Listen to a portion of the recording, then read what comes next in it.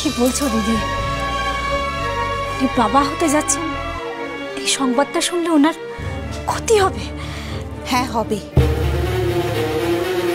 আজ বাদে কাল সকালে বিজয় বিলেত যাবে, ওখানের কলেজেও ভর্তি হয়ে গেছে।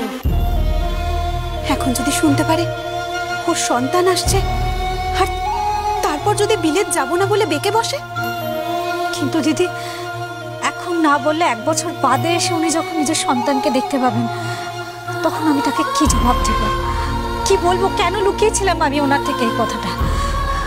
না না দিদি, এটা পাপ। হ্যাঁ পাপ, আমি জানি এটা পাপ, কিন্তু মমতা এটা তো মানবি, বৃহত্তর স্বার্থের জন্য কখনো কখনো ক্ষুদ্রতর স্বার্থ বলি দিতে হয়। আর মমতা ও বিলেত থেকে ফিরে যখন জানতে পারবে, তখন তোর ওপর একটু রাগারাগি করবে।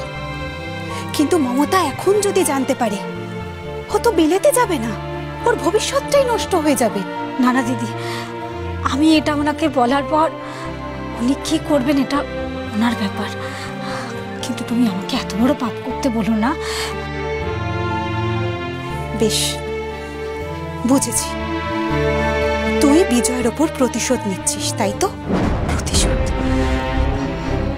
আমার ওনার উপরে প্রতিশোধ নেওয়ার কি থাকতে পারে দিদি?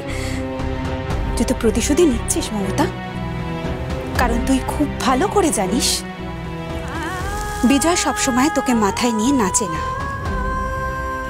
আর সেই কারণেই তুই তোর রাগ মনের মধ্যে পুষে রেখেছিস। আর যেই তোর কাছে সুযোগ এসছে, ওর জীবনের সব থেকে বড় সুযোগটাতে তুই ওকে বঞ্চিত করতে চাইছিস মমতা। না দিদি, উনি আমাকে যথেষ্ট ভালোবাসেন। মায়ের কাছে তুই মাসির গল্প করছিস? শোন মমতা, আমি খুব ভালো করে জানি বিজয় তোকে কতটা ভালোবাসে আর কতটা বাসে না। হ্যাঁ, ও যেরকম দায়িত্ব সচেতন ছেলে, তাতে যদি ও জানতে পারে যে তোদের সন্তান আসছে, ও তোকে ফেলে রেখে কোনো দিন বিলেত যাবে না মমতা। ওর কাছে এত বড় সুযোগ, সেটা হাতছাড়া হয়ে যাবে। হতে পারে কোনোদিন হয়তো ওর কাছে বিলেত যাবার সুযোগটাই এলো না। দেখো মমতা, আমি তোর অনেক আগে থেকে বিজয়কে চিনি, জানি এটা ওর স্বপ্ন, ওর ছোটবেলা থেকে স্বপ্ন।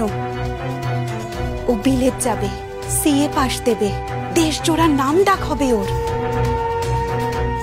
কিন্তু তাতে তোর কি বল? তুই তো ওকে আঁচলে বেঁধে রাখতে পারলেই ভালো, তাই না? তাতে যদি বিজয় ঘরের কোণে বসে গুমড়ে গুমড়ে শেষও হয়ে যায়, তাতেও তোর কিচ্ছু যায় আসে না। না দিদি, আমি ওনাকে কোনো কষ্টই দিতে চাই না। আমি তো চাই ওনার সব ইচ্ছে, সব স্বপ্ন পূরণ হোক।